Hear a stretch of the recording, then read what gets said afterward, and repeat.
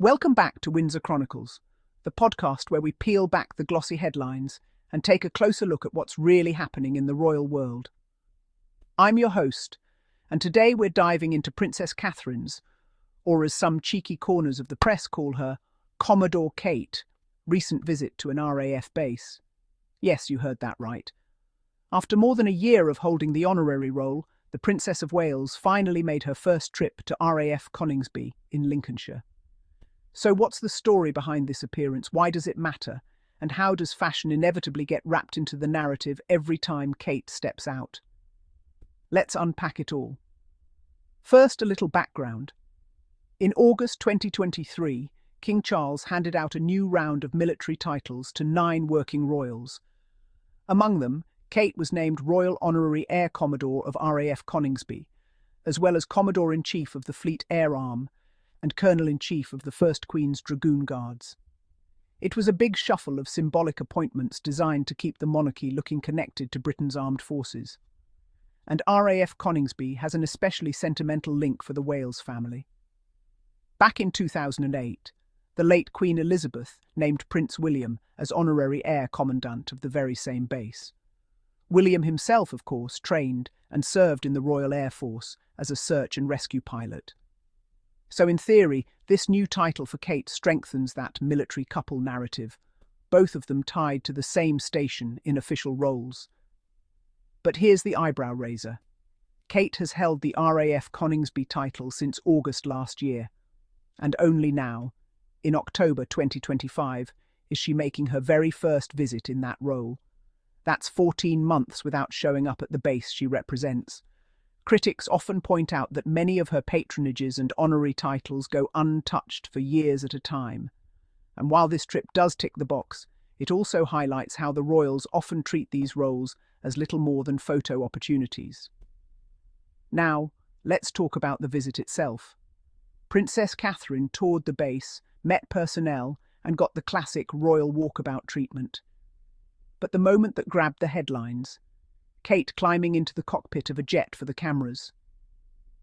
If you've followed her public appearances long enough, you'll know this is a familiar formula.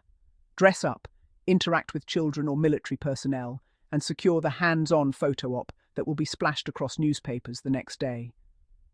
The coverage from outlets like People magazine was, unsurprisingly, glowing.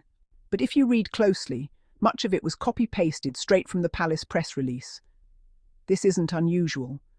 Much of Kate's press is curated PR, repackaged as journalism. Of course, no royal outing would be complete without a fashion breakdown. For this event, Kate wore a grey check Bella Freud suit paired with a McQueen top and Stuart Weitzman heels. Some called it sleek and professional, while others felt it looked a little too try-hard, almost like she's only recently discovered how to dress in structured suits. The outfit sparked comparisons, as it often does, with Meghan Markle, who has been known to favour sharp, tailored looks for years. But here's the deeper question. Why does the media fixate so much on Kate's clothes? Every time she steps out, coverage shifts from what the event was actually about, in this case, highlighting the RAF's work, to what brand of jacket or shoes she wore. It's a reflection of how the palace wants her framed. Less substance, more surface. That's not to say appearances like these don't have impact. For RAF Coningsby, having a royal patron brings visibility and attention that might otherwise not make national headlines.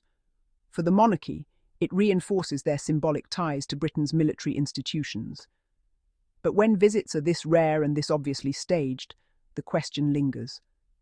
How meaningful is the connection, really? So, what should we take away from Princess Catherine's day at the base? On one hand, it was a feel-good event. She smiled, she charmed, she suited up, and she reminded the public of her honorary title.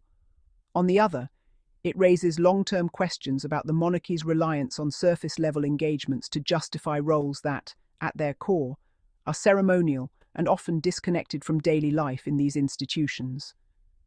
Kate's fashion might get the spotlight, but the story beneath the tailored suit is one of royal performance, a carefully managed public image meant to keep the monarchy visible, relevant, and newsworthy.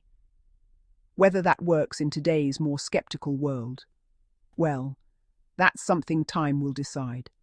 That's all for today's episode of Windsor Chronicles. If you enjoyed this breakdown, don't forget to follow the podcast and share it with fellow royal watchers. I'll be back soon with more deep dives into palace intrigue, press spin, and the ongoing saga of the House of Windsor. Thanks for tuning in, and until next time, keep questioning the headlines.